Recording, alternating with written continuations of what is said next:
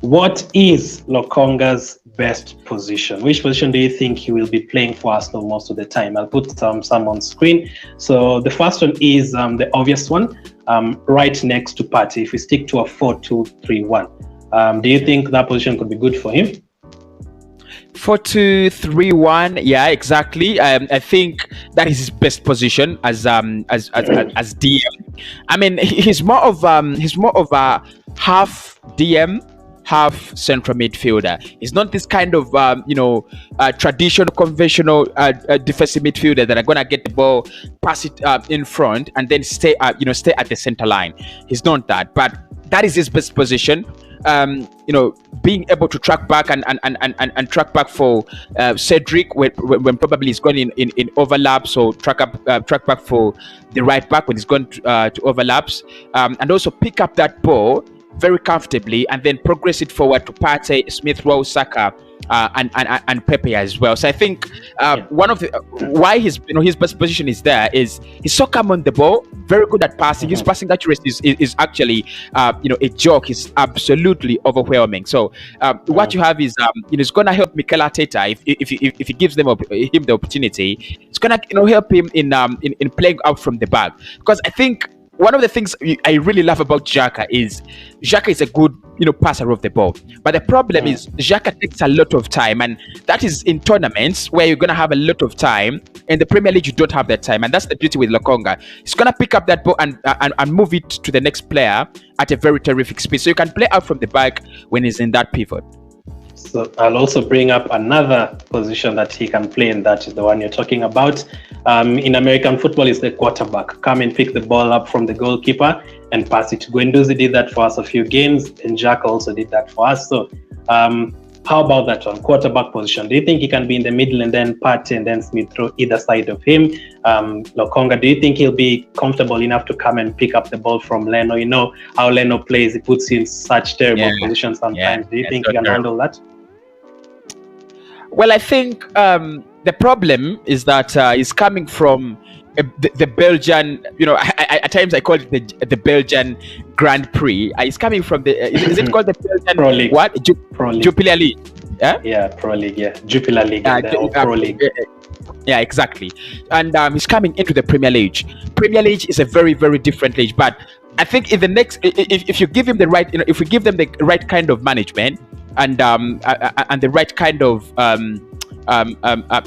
mentorship, maybe in the next 2 years he can give you that. But if you bring him and you give him such a very scary technical role, then it will be actually unfair. But I think he has the potential to do that, but it will be a step ahead. It will be a task ahead of his modules.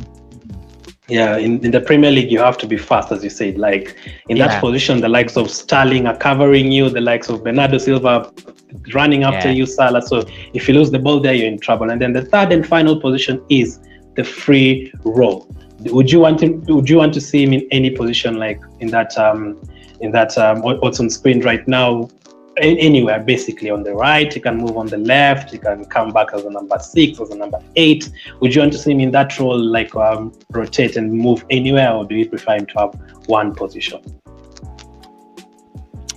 I would prefer him to have like two positions. I don't think he's a very good he's very good player to give a free role. I think he might not have the skill set to do that for you, that like a Santi Cazorla or someone like a Hosem Aouar. I don't think he has that. De Bruyne, I don't think he's got that skill set. But if you give him a central midfield role, I think he can do it. If you give him a DM role, I think he can do it. So we should focus on grooming him into either a good DM or a good CM. Okay, so that is what you want. So what do you think Arteta will do? Do you think Arteta will play him as a substitute for Partey, or coming in with Partey at the same time?